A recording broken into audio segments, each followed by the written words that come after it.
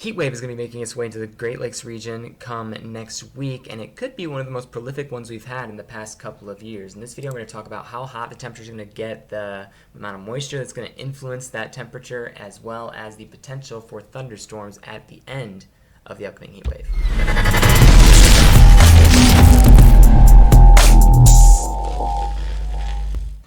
Hello everybody, the time is 9:51 p.m. and it is August 19th. Welcome to another update from Great Lakes weather. I've been gone over the past week in North Carolina, so I haven't really been able to do as many updates nor as much storm chasing as I would like to, but today I'm in Cedarville. Okay, you notice this is actually a video from, I believe, 2019 when they had their cardboard canoe race. They're getting started this week with the college year, so I'm sure a lot of colleges are at this point, but going to be around for the weekend just to see how things are going, and also to keep track of conditions that are going to be moving into this area as well as Indiana and Michigan come next week, with a pretty profound heat wave that appears to be on the table. And I'm going to talk about exactly what is going to be causing those conditions. Make sure to subscribe and stay updated, and I will be providing updates for an upcoming potential for thunderstorms on Friday. It's still a lot up in the air with that, but I'm going to get to this heat wave first of all. Before I get to that, I want to talk about some things going on outside of the Great Lakes region that have been in the news. You've probably seen it a lot. Hurricane Hilary, first of all, in the eastern Pacific, moving into the southwest United States at this point. Going to likely bring some pretty historic flooding that hasn't been seen for quite a while across this area. It has happened before, but it happens quite rarely across the southwestern United States.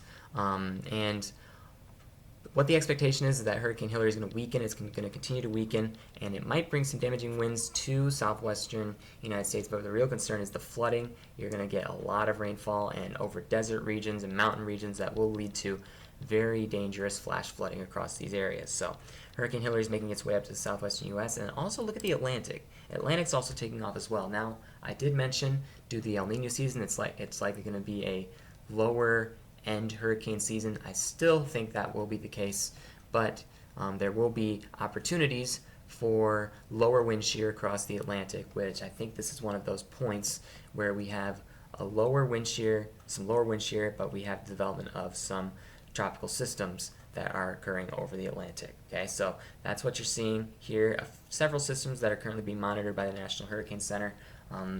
What we'll see how those begin to influence our weather conditions over the next couple of weeks. Hurricane Hilary and these tropical disturbances that are currently around the Atlantic don't seem to be causing much of an impact to what is going to be happening next week, which is in particular this heat dome. So this is Sunday morning. We're going to be just a few hours away from Sunday morning.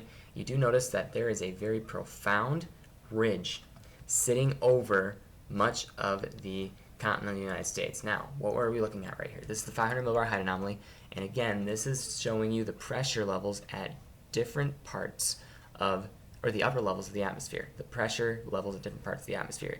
Okay, so again, keep in mind that the blue areas indicate a lower pressure area in the upper levels, and the red areas indicate higher pressure. So this is a ridge right here. You do have this high pressure system that's going to be moving in place, and the thing about this high pressure system is that it's going to just sit over the continental United States, this region, over the next couple of days. And what that's going to do is, as that air rises due to the heating of the Earth's surface by the sun, it's going to rise up into the atmosphere, but there's no place for it to really go. There's not really going to be any opportunities for cool air to sink in and start to cool things down a bit. It's just going to be a section of air that is just going to be baking kind of over this region, and that's why we're going to see such hot temperatures across this area. Now you notice that there is a very strong region of low pressure here, where associated with Hurricane Hilary. Okay, so you have that low tropical cyclone moving up into the southwest United States, and you'll see that as we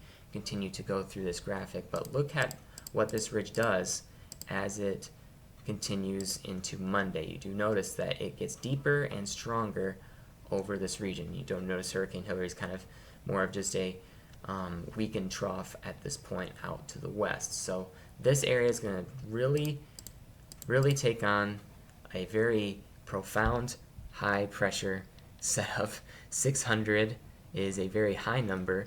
That is something that you don't normally see with ridges like this, but you do notice that there's going to be very high pressure that is just going to kind of settle over that area. So it's not really going to be too much opportunity to cool down from this. So exactly what does that mean for our temperatures? We do notice this ridge still kind of stays in place for a prolonged period of time, especially over the plains, and will begin to also influence the Great Lakes region. It's going to begin to influence the Great Lakes region, I think, as early as Tuesday. So you'll probably see some warm temperatures tomorrow, but I really think the heat is going to really bear down Wednesday and Thursday. And then you notice there's a trough that's going to dig down into parts of Michigan on Friday. Now the question is, what is going to be the potential for thunderstorms? And I am seeing a little bit of potential, but again, the models are still very loosely connected in terms of this threat for the region. So there's still a lot of questions with regards to how all that's going to go down. But, because this trough also doesn't look to make too much of a dip into the Great Lakes region. But I do think central Michigan might have a play at some thunderstorms, maybe lower Michigan as well. Something to just keep watch of as we get closer. I'll probably do another video of it as we get to that point. But you do notice that kind of settles things out, kind of cools down our temperatures, which will be a rather welcome sight for all of us, for sure. And again, I have been using the updated model, but the updated model still shows that consistent potential for a very strong ridge to build in. And this newer model actually shows the trough kind of digging in a little bit deeper into Michigan. So that's just something to watch out for as those trends may possibly continue or change later on. So let's look at our actual temperatures with this. Now this is just a temperature setup for Thursday at 4 p.m. Now keep in mind, notice here, it says this is the wind chill or heat index. This is not the actual air temperature. This is what could be the air temperature if influenced by humidity. Now, the thing about the GFS is that the GFS is actually downplaying the humidity that is going to be in place and is elevating the temperatures more than what the Euro is. So what do I mean by that? Well, the temperatures on the GFS show the actual air temperatures to be in the hundreds and hundreds teens across Indiana and southwestern Michigan. That's likely not going to be the case. I think it's probably going to be lower than that.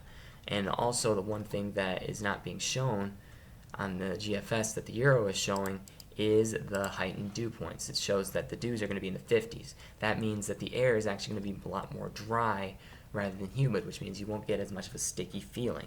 That's what the GFS is portraying it as. Let's compare that to the Euro now. Now the Euro is showing for Thursday at 4 p.m. I'm going to go over a full timeline of the heat, but the Euro, if I can freeze frame it at hour 129, is playing it temperatures. The actual air temperatures are going to be in the mid to upper 90s. I don't even see the place where I start to see hundreds is down in southern Indiana, but I do see temperatures in the 90s across Michigan, Indiana, and Ohio. Pretty much the entire Great Lakes region is going to be affected by this heat wave. So definitely going to be dealing with a hot setup, but also the thing that the Euro is getting at is the potential for higher dew points across the area as well. Look at these dew points in the 70s, 60s, and 70s. That is some sticky air, and that is what is going to bring our heat indexes higher up into the 100s, okay, and even close to the 100 teens in southwestern Indiana. So you're going to be dealing with some heat. It's probably pretty sticky.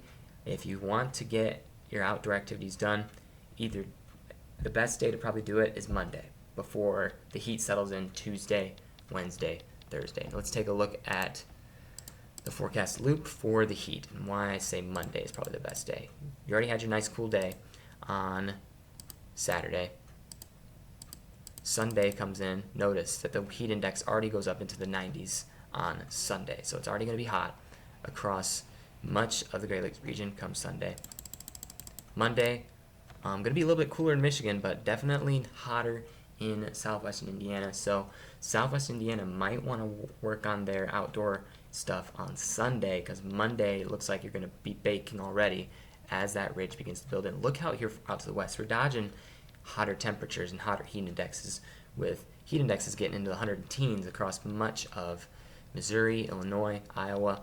Definitely some very dangerous heat values in that area. As we get to Tuesday, you do notice still a little bit cooler. Northeastern Michigan might have a good day on Tuesday, to do some of that outdoor work, so that'll be beneficial if you are in that area.